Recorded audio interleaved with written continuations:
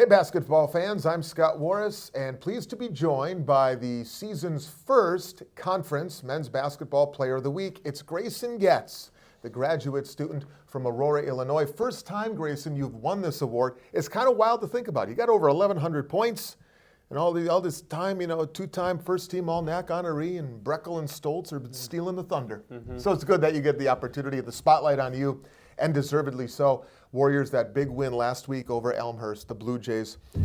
You had a career-high 21 points. I'm sorry, a game-high 21 points, a game-high 5 assists.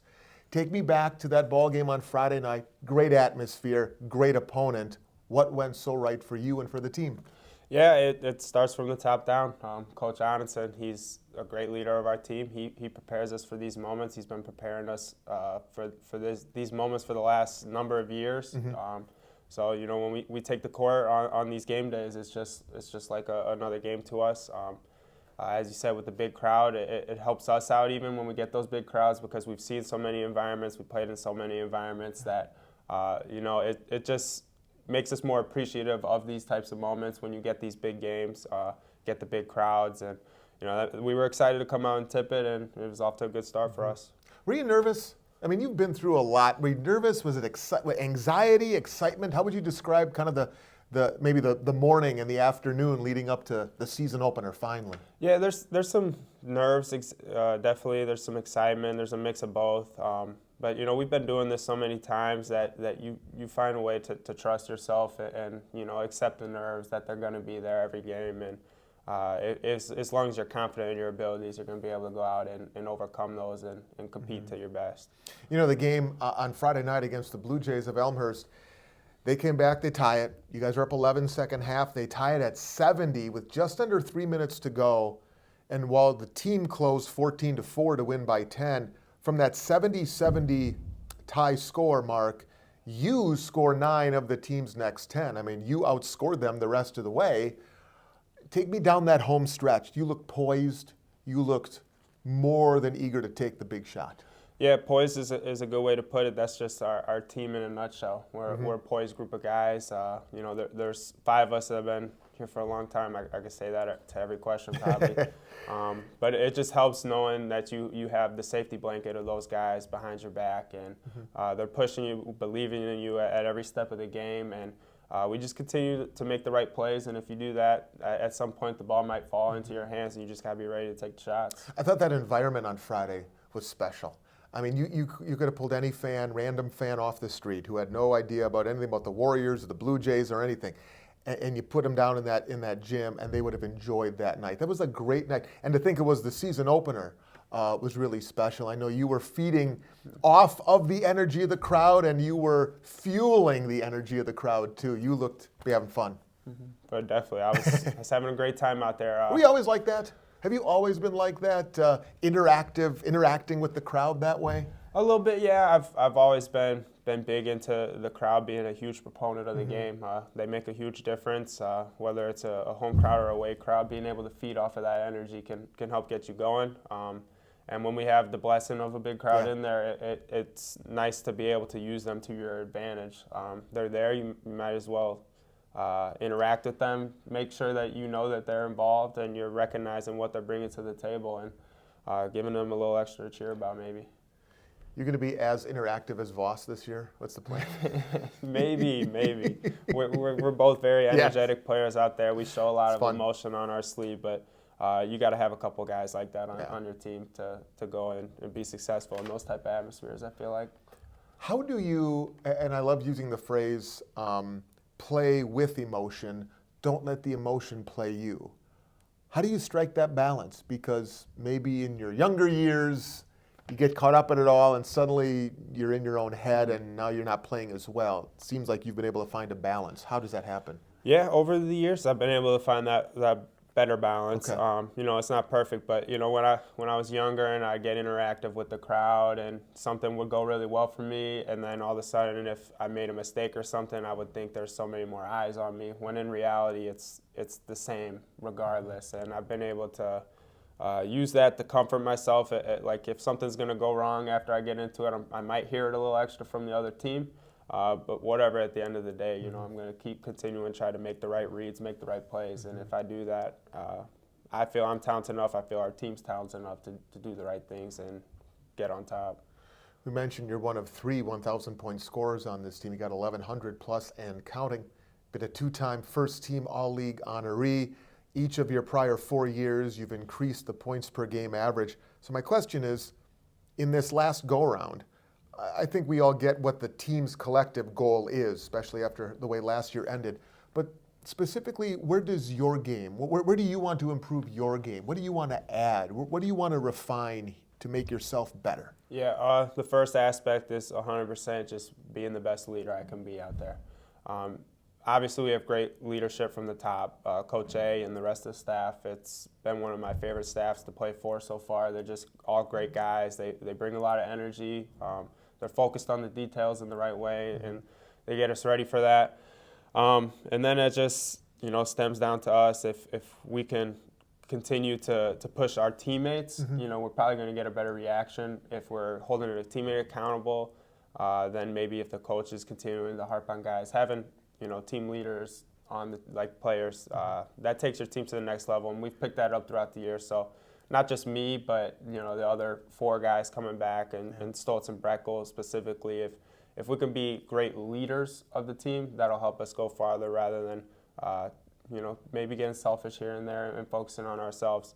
But then the other aspect would be the shooting portion of my game. If I can be more of a threat with my shot, it opens up a lot more for me.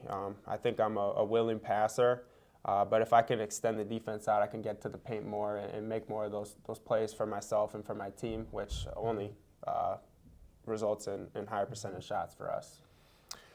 The decision that those of you who could have moved on after graduation or come back in a graduate type situation, yourself and 3 others in essence, to have the whole 5 guys come back, what was your decision-making process like? Was it a hard decision? Was it easy?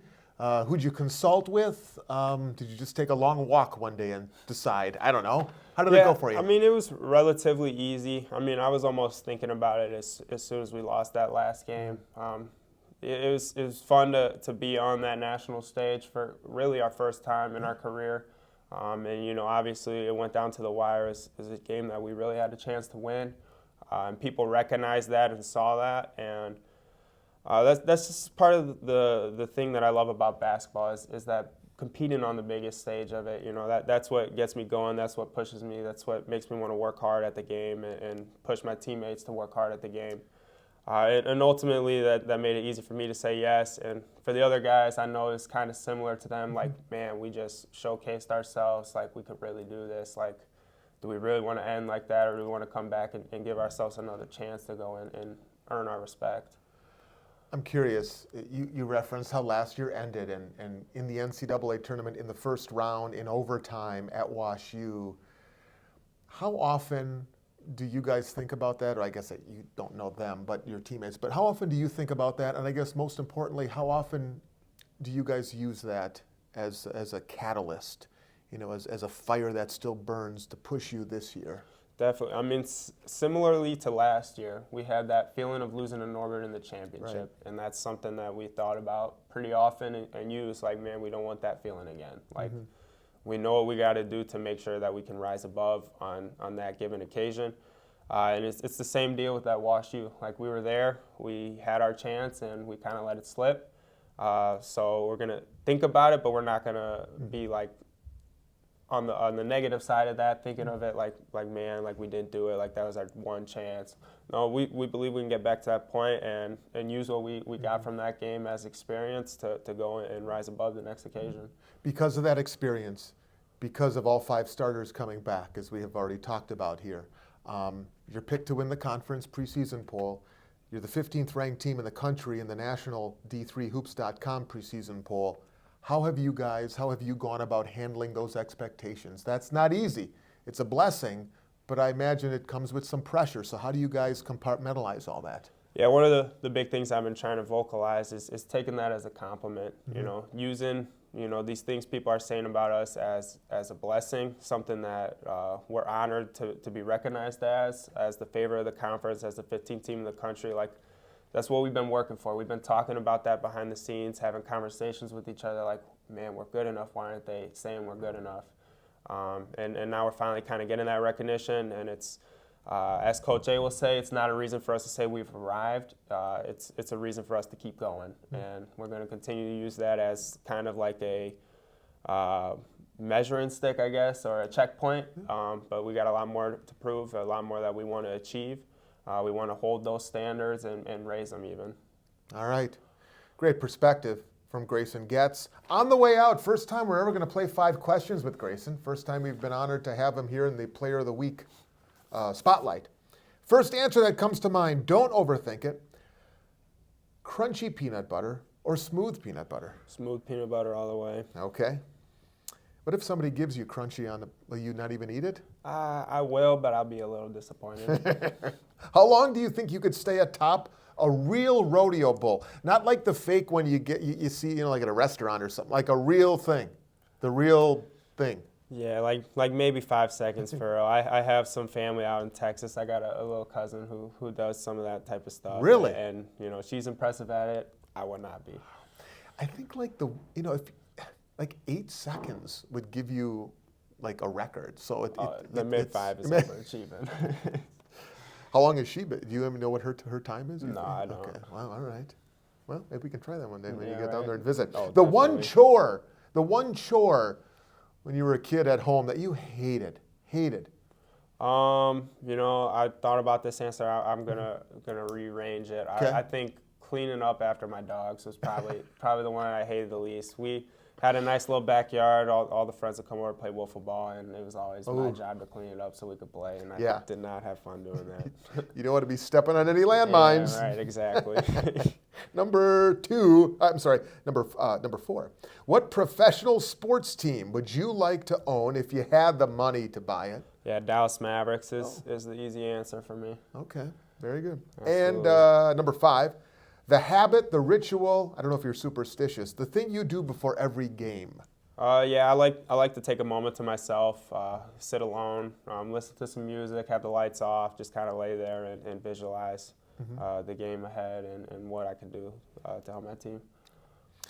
And the bonus question, who is or what is your most famous celebrity encounter? Tom Izzo, he's the coach of Michigan State, obviously. Michigan State's my favorite team, if you know me. So it's really cool getting to see him, first of all, but getting to meet him was even cooler, getting to take pictures. We had a tournament when I was younger. Okay. About 10 years old. We were playing down in Michigan State. We were staying at the same hotel that the team was staying at. And we were walking in the lobby as they were coming out of film or whatever. And, wow. and they took the time to talk to all of us, take pictures with us. And it was a pretty cool moment in my basketball. So you're from Aurora, Illinois. You play at Wisconsin Lutheran College. How do you become a Michigan State Spartan fan? What's the connection there? Basically that. When the first basketball experiences I had when I got old enough to really care about it and everything, we went down to Michigan State. We got to meet all those guys, and we went to a game. That was my first college That's honestly my first basketball game in general from the college or pro level. I had an amazing time. The Breslin Center was unreal. Did you sit in the I-zone? No, unfortunately, we weren't big enough to get that's in the there. student section, Yeah. I think. But all right, very good. So there you have it. Grayson Goetz, graduate student from Aurora, Illinois, takes home the conference's first Men's Basketball Player of the Week award for this season after that big performance and big win over Elmhurst. We should mention Grayson and the Warriors will be in action on Wednesday night, 7 o'clock.